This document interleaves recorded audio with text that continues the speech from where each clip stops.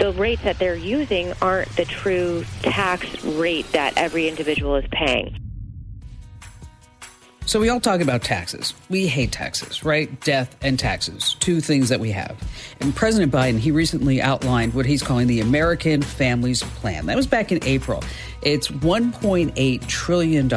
And one of the ways that he proposes paying for all this is he got into the IRS's budget and he increased it by $80 billion. So if you start doing all the math, over a 10-year period, they hope to recover taxes from people who have just not been paying their taxes, or they haven't been paying enough taxes. And they think that they can get $700 billion. They're going to use this money to pay for childcare. Okay, that sounds really great. And they're going to go get people who are cheating on their taxes, right? So that should be worthwhile.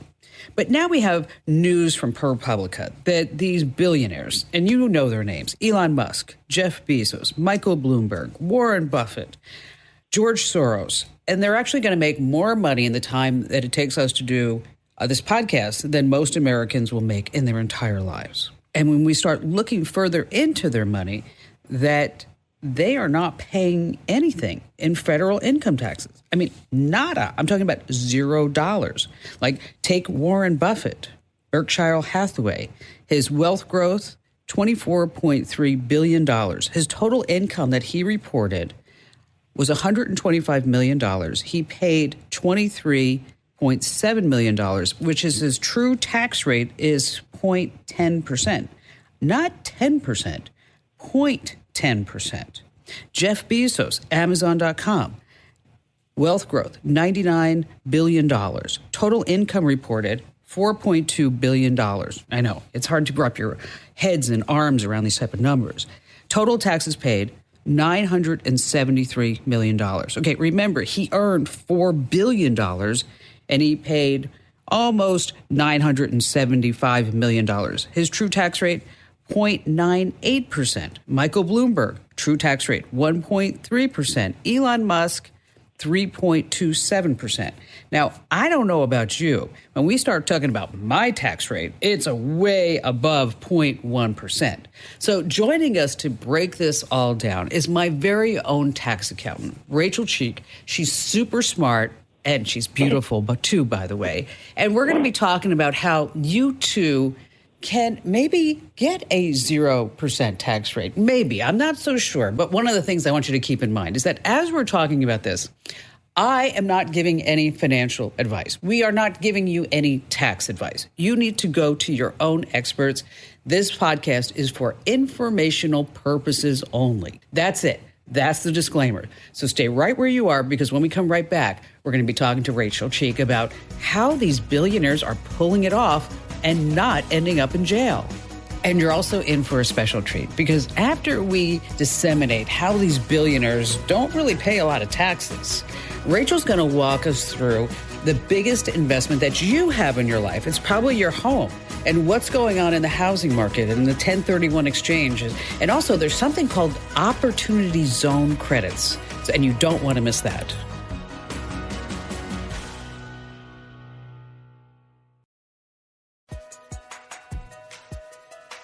Welcome back to Kim Komando Explains. I don't know about you, but I saw this data that was obtained by ProPublica. We now know that Bezos paid nothing in federal income taxes in certain years, 2007, 2011. Musk, nothing, not even one penny in 2018. And then we start looking at other people that are on this list. Warren Buffett. I mean, oh, come on, Warren. I mean, I sat right next to you during a Forbes conference, and I love this story because I was nominated as Fortune magazine's one of the most influential women in the entire country, just 100 of us. And so after I gave my keynote, I sat next to Warren Buffett, and he pulled out his flip phone. He's like, "Here, Kim, look at the phone that I have." And I gave him a hard time about, not having a smartphone, and he could probably afford it. And then I asked him, if he had any stock tips for me. And he said, no. We had this pleasant conversation. And then he said to me, "Kim, who buys men's underwear?" And I said, "Oh, I don't know." And he said, women. Women will always buy men's underwear. And he said, do you know how old I am? And I said, "No, Mr. Buffett, I'm sorry, I don't." He said, "I'm so old that in order to get into women's panties, I had to buy Hanes underwear." So when I saw Warren's name on this list, $125 million of income reported, and he paid $23.7 million. Okay, that's some big money. But the true tax rate, 0.10%. That's it. Not 10%, 0.10%. So, Rachel, you are my tax accountant. How come all these billionaires have a lower tax rate than I do? What are you doing wrong? I know. I wish I could prepare your taxes and say your true tax rate was 0.1% for the year. Then I would really be your favorite tax person. Now, I think when you look at these numbers that ProPublica reported, I think that they bring up valid issues regarding these ultra wealthy, the richest people in the United States. They bring up valid issues, but their comparison as far as the total tax paid versus the wealth growth, the comparison is not as meaningful as really looking at their total taxes paid versus the income reported. If you look at Warren Buffett, his wealth growth of $24.3 billion. With that growth, yes, the amount of taxes he paid was only 0.1%. But if you look at the total taxes paid versus total income reported, that's closer to about 19% effective rate. Okay, well, what does the average person pay in taxes? Let's start there. What are the tax rates?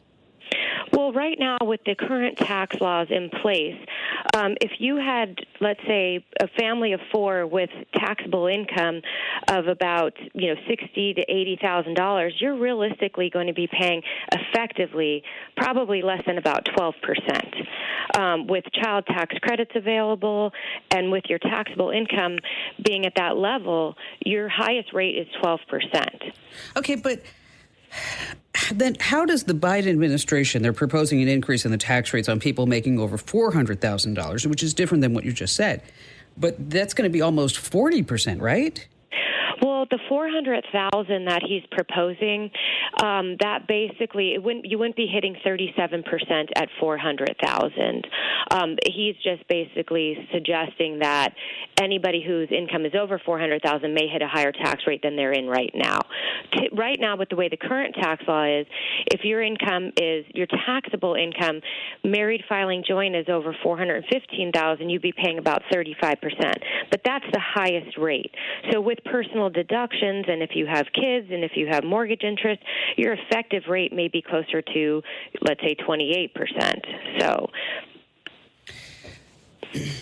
but 28% is still a lot higher than still a lot higher than these, multi-billionaires. The difference is that the tax code has always given preferential treatment to investment income versus ordinary or earned income as far as a W-2 salary. So, a married filing joint couple, if a husband and wife both have W-2 income, they're going to be paying ordinary tax rates. Well, these ultra-wealthy individuals, most of their income is not earned through salaries or W-2. It's all earned through investment income. So those highest tax rates are going to be at 20%, plus an additional 3.8%. So their highest rates are a lot lower than the ordinary rates that individual taxpayers may be having with just W-2 earned income. So ProPublica, they published all this information about George Soros. And then Soros released a statement. He said, between 2016 and 2018, George Soros lost money on his investments. Therefore, he did not owe federal income taxes in those years. Mr. Soros has long supported higher taxes for wealthy Americans. So he's saying, what you're saying is that he lost money on his investments, so therefore he didn't have any income to report. Exactly, because most of his income would have been investment income versus ordinary income. So if he had losses that he actually sold, and those would be realized losses, and that would offset a lot of maybe his capital gains during that year and would eliminate any tax liability. When you talk about losses on investments, is it losses on real estate, on stocks? I mean, what exactly is in that entire umbrella? It can be investments. It can be real estate. It can be stock transactions. If you purchase a stock, sell it, that would be a capital loss, which would offset any capital gains. If you are a active investor into real estate development and that building that you own, you depreciate it and has losses, then those losses would offset ordinary income as well. So it depends on what type of investments these individuals have. I always hear people saying, well, the wealthy hide their money in art. How does that work? Well, if you purchase, and it's not just art, it would be, stocks as well, buildings, investments, anything that you purchase. If it appreciates in value but you don't sell it, then you basically don't have any taxable income. So Elon Musk, on paper, is worth billions of dollars, but his cash flow may not match his net worth because a lot of his net worth is tied up in stock. It's the same thing with art. If you purchase art and it appreciates in value but you never sell it, you don't have any taxable income. So all these stocks that these individuals have, they've all appreciated in value, but if you don't sell it and there are unrealized gains, that's why a lot of these individuals aren't paying taxes because it's all on paper. But once they sell the stock that they have in their own companies, then it becomes a taxable event? Yes. So if Elon Musk goes out and sells a lot of his Tesla stock and has capital gains, then all of a sudden he pays taxes on that income. Now, if he has other losses of other investments, then that would offset some of those capital gains. But until he actually sells the stock, he's not going to pay tax on that. So if Tesla goes up, $20 in a day, his net worth may go up a lot, but he's not going to pay tax on that until he actually sells that stock.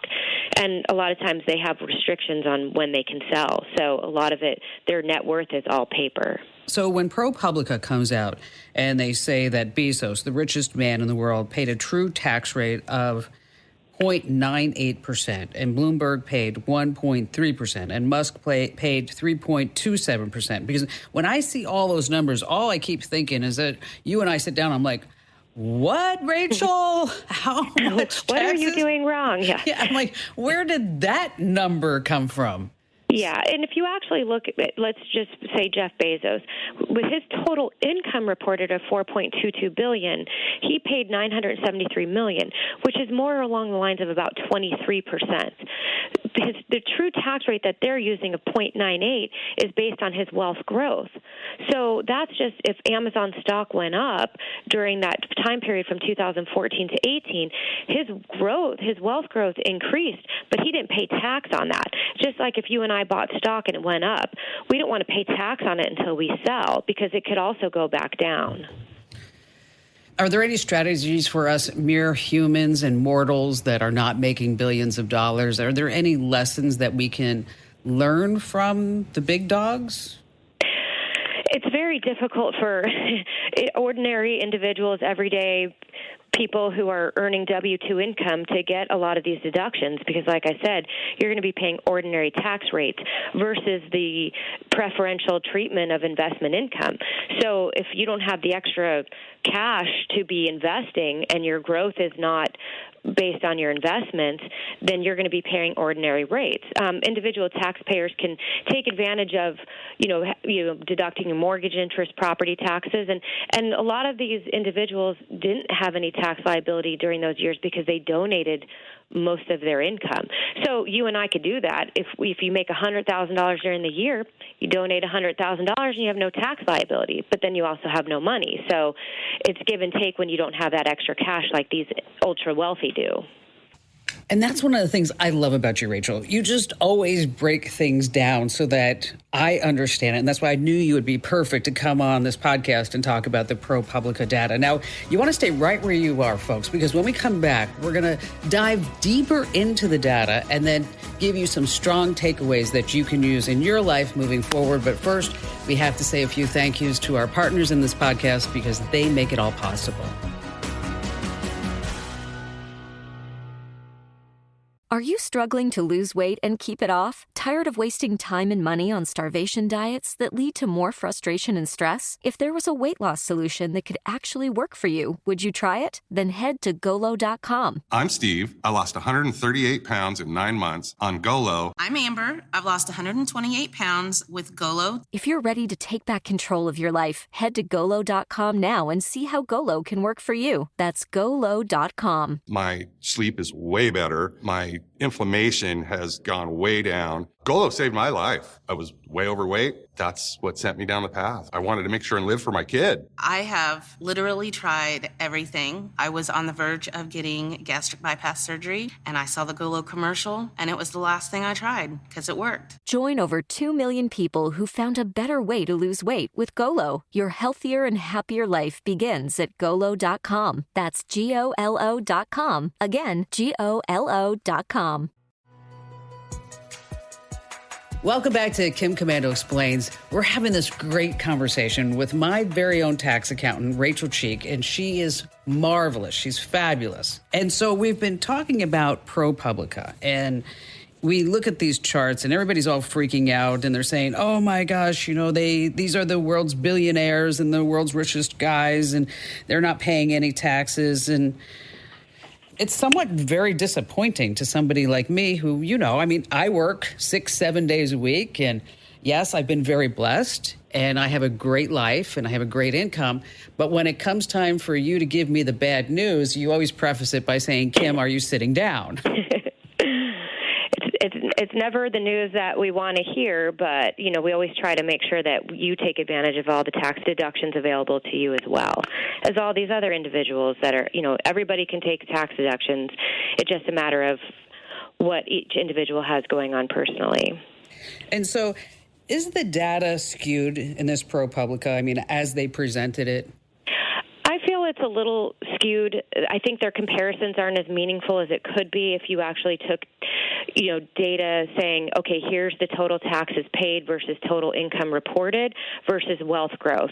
Because they also say the average American doesn't pay these low-end rates, but the rates that they're using aren't the true tax rate that every individual is paying. These numbers are based on wealth growth. So if we looked at, wealth growth for this regular individual, their tax rates may be just as low. So you have to compare. You have to have a comparison, comparing apples to apples, basically. And this article is not doing that. But the numbers are just so big, right? It's really hard for me to get my mind around a total income reported of $10 billion. It's I don't even know how you would spend an annual income of $10 billion. Yeah. And when you look at these numbers, when you say Warren Buffett paid only 0.1%, but when you look at that, it's $23.7 million he paid. That is a tremendous amount of money. When you actually look at the 25 wealthiest Americans, they actually, if you look at their true tax rate, effective rate, they're closer to about 16% of what they paid. Now, that is a lot lower than the ordinary rates that you're hearing of 37, 39%. But again, that's because most of their income is generated through investment income and tax at, the highest rates is 23.8%. So they still are paying their share. And when you look at it as a whole, the top 10% of American earners made about half of all the income earned in America, and they paid about 70% of all the income taxes. So the top earners are the ones who are actually paying most of the tax liability in the country. Which I'm really glad to hear that, and it makes me feel better. But for those of us here at home, we went through the various strategies to keep our taxes as low as possible because we all want to do that. Give us some quick tips. What can we take away? What can we learn from these billionaires that we should be doing? Well, I would, if you're an individual who has extra cash available to investing your income, then you'll have preferential treatment as far as your taxable income as well. So any extra cash, putting it in the stock market and purchasing stocks that pay out dividends, any capital gains, those are going to be taxed at lower rates. Or investing in real estate development or buildings. But again, you have to be actively investing in those activities to receive tax benefit. Donations are also a good way to reduce down tax liability, especially being in Arizona. You can donate to a lot of the charities that qualify for Arizona state credits, and those are dollar-for-dollar credits. So there are ways for individuals to receive tax deductions as well, just as on a smaller scale than the wealthiest. So the housing market has gone crazy. You know that over the last year and a half. And a lot of people are buying and selling their homes. What are some tax implications for that? Well, if you are selling your home, as long as your gain is less than $500,000 and you're filing joint, then you won't have any tax liability on the sale of your home. So it may be a time to sell that home, so that way if you have gains of less than $500,000, you won't owe any tax liability on that gain. Anything over that, then it would be at the tax rate of either 20% or 15% right now with the way the tax law is. The problem is if there's no inventory to go buy another house, it may be better just to hold on to that house and stay there. But if your house is appreciated and you don't sell it, you're not going to have any tax liability. So that's where your net worth may grow, just like all these ultra wealthy, but you don't have to pay tax until you sell.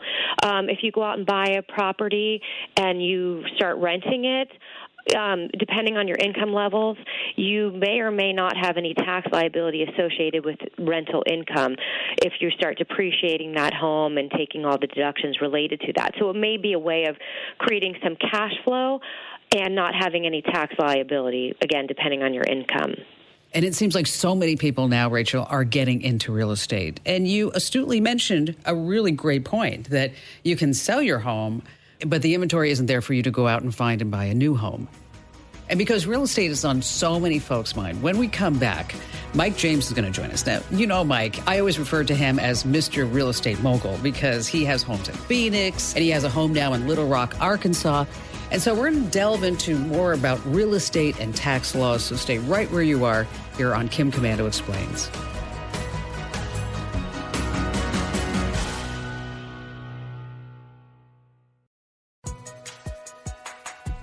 Hey, welcome back to Kim Komando Explains. Now we're going to change topic just a little bit, and we're going to talk about real estate because your home is probably your biggest investment. And joining us is not only Rachel Cheek, but also our very own mighty Mike James. I love real estate. So, Mike, tell us, how many properties do you really own? 4 fourplexes and 2 houses. Wow, that's a lot. Yeah, getting there. Yep. And you're doing this for what reason? For retirement. At some point, I just want to retire. And I think, like family wealth, too, I think I want to pass this on to other folks in my family. And so, Rachel, is Mike's strategy solid? Yes, I mean, these days, if you don't want to put all of your eggs in one basket, if you diversify your portfolio in the market and in real estate, especially if you invested in real estate in the last few years, your net worth has increased probably very significantly with the way the housing market has been. So, Mike, what's your big question right now for Rachel? Well, it's in terms of my story, so I started with one house and I bought another one. I bought a third as a rental, and then I sold, my first house. So maybe you could talk about like the capital gains, how you can exchange your first house if you're not living in it, how long you have to live in it before you don't have to pay capital gains. That should be a pretty good start. Yeah, so if you lived in your first house, let's say, for at least 2 out of the last 5 years, and you're filing joint, then you can exclude up to $500,000 of that gain from your income, and you don't have to pay tax on that. So if it's been a primary residence and you've lived there for at least 2 out of the last 5 years, it's a great way to avoid those taxes on that gain. Now, if it's a rental property, you don't get that exclusion. So with a rental property, if you have another one that you've had a renter in and you have a lot of gains on that, you could sell it and pay the capital gains tax on it. You've probably depreciated that property over time to help with some tax deductions. So you do have to recapture that depreciation, which typically is at ordinary rates. And then the rest of the gain would be at capital gains rates, which, again, may be up to 23.8%. Or you could take that rental property and do a 1031 exchange and buy another rental property. So when doing a 1031 exchange, there's lots of rules and procedures that have to be done to get the 1031 exchange completed. So I would suggest going to a company there's many companies out there that specialize in it. Rachel, before you go on to about I tried the 1031. And it was so complicated. Yes. They don't make it easy. No, it's very complicated, so beware. It's going to take a lot of time and a lot of paperwork. But if you complete it and you do it correctly, then you basically defer any of those gains. And as long as if you sell that property for, let's say, $1 million, you have to take all $1 million and put it into another property. And if you have a gain on that property, you don't pay tax. It's deferred until you sell the next property. If you take out any cash at the point of the sale, then it's considered boot, and you pay tax on that portion of the gain. So, Mike, did you do a 1031? I did, but I got a 1031 company to do it for me because, it is very complicated, and they really don't charge much for what you're getting. So. No, and they do a good job, and they make sure everything is, done properly so you don't run into any issues as far as tax liability, because what you don't want to do is create a tax liability when you think you're doing an exchange. So walk us through your 1031 exchange, Mike. My 1031 exchange was my first house, and I had already been living in my second house for several years, probably about 4 or 5 years. But I didn't even try to, do the 2 out of the last 5 or 2 out of the last 6 or whatever it was back then. So I just went to the 1031 exchange company. I think they were in Vegas. We're in Phoenix, but they were referred by somebody.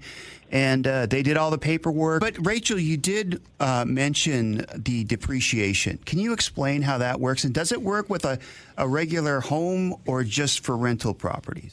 Just rental property. So if it's your primary residence, you don't depreciate your residence unless, let's say, you have a home office, and that's a whole other topic. But if it's a rental property, when you first purchase a rental property, you set it up to depreciate at either the fair market value or your cost, whichever is lower. And then you take that less the land, because there's a portion of that's considered land, and you don't depreciate land. And you take that property, and if it's a residential rental property, you take the cost of that and you depreciate it over 27 and a half years, which basically it's giving you credit for, if the house costs you $1 million, then you're at least getting a portion of that cost of the home as an expense for 27 and a half years. So every year you may get $6,000 or $7,000 of a deduction for the depreciation of the home itself. All right, so I want to go turbocharged here for just a second. Gosh, Mike. I can't. I'm getting all this great information. I can't help it. What about the stepped-up basis? What is that? I've never tried it, but I know there's something called a stepped-up basis on depreciation. Can you explain that? Well, the step-up basis is typically when you inherit a property. So let's say you inherited a property from a family member who passed away. At the time of their death, you get a step-up in basis for that property. So if they bought the property for $500,000, but it's valued at $1 million when they pass away, your new basis is $1 million. So now if you go to sell it, you have a basis of $1 million versus the $500,000. So you're not paying tax on that gain, whereas whoever owned it before would have, possibly a gain. Now, is there a limit on that, or does it just go to infinity? Right now, there is no limit, but they have talked about, with the Biden plan and with some other talks in the works, they have talked about eliminating that step up in basis. But you also receive that for stock. So if you inherit a portfolio from someone who passed away and all those stocks are in there, let's say they bought them 30 years ago, you would get a step up in basis at the time that they passed. They're also looking at the 1031 exchange and taking that out. So if you're thinking about doing that, you probably should. You probably want to do that sooner or later. Another question, what are these opportunity zone credits? Opportunity zone credits basically are credits that offset any capital gains. So if you get into one of these credits, then it offsets any gains you would have on your capital gains.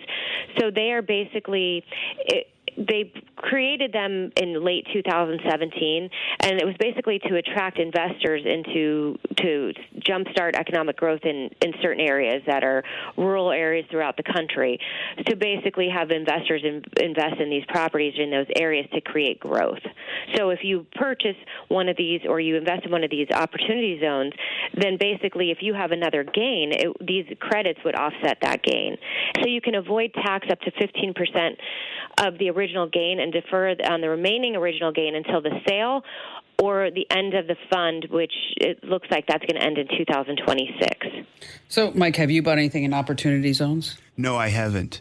I've looked, I've seen some, and I think there's some great opportunities because I think, Rachel, in opportunity zones, don't they defer the taxes when you sell it? So like the capital gains for like 15 years or something like that? Yeah, so if you have another property, let's say right now you have a property that you're selling, one of your rental properties, and you have a gain, if you would not have to pay tax on that gain if you take that money and you invest into an opportunity in the opportunity zone okay, credit. So it's at the front, but I think there's something at the back as well when you sell it. Or if you wait 10 years to sell it. Maybe I shouldn't even say that because I'm not 100% sure. But I think if you wait 10 years to sell it, you get also a capital gains credit or something at the end. But you know what, Mike? I think you need to go see Rachel. I do. I've got a new accountant. And I can look, we could talk more about these credits for you. So yeah. I think that's so. Any other tips for people at home that might be listening before we let you go, Rachel, as far as real estate and taxes? Well, if you can find inventory and buy something, it would be great. But unfortunately, right now, it seems like there's not a lot of inventory out there. So you might have some appreciated properties and want to sell, which is a great time to sell, but you might not be able to invest back in real estate. But if you're thinking about doing an exchange, it may be the time to do it because right now there's proposals out there that it may go away. So. Well, Rachel, thank you for being my super smart tax accountant. So someday when I become a billionaire too, you can help me have a lower tax rate. We'll definitely work on that. Get it as low as possible. Thank you, Rachel. Thank you.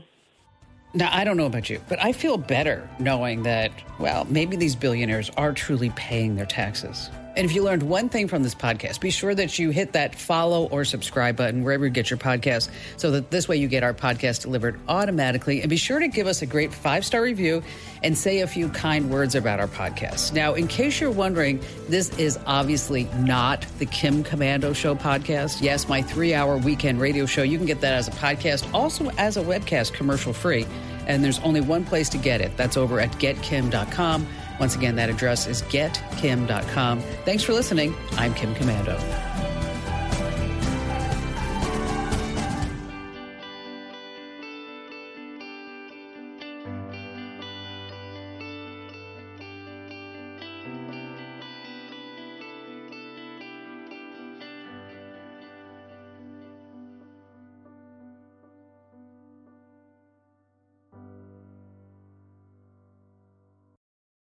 Are you struggling to lose weight and keep it off? Tired of wasting time and money on starvation diets that lead to more frustration and stress? If there was a weight loss solution that could actually work for you, would you try it? Then head to Golo.com. I'm Steve. I lost 138 pounds in 9 months on Golo. I'm Amber. I've lost 128 pounds with Golo Taking Release. If you're ready to take back control of your life, head to Golo.com now and see how Golo can work for you. That's GOLO.com. My sleep is way better. My inflammation has gone way down. Golo saved my life. I was way overweight. That's what sent me down the path. I wanted to make sure and live for my kid. I have literally tried everything. I was on the verge of getting gastric bypass surgery, and I saw the Golo commercial, and it was the last thing I tried because it worked. Join over 2 million people who have found a better way to lose weight with Golo. Your healthier and happier life begins at Golo.com. That's GOLO.com. Again, GOLO.com.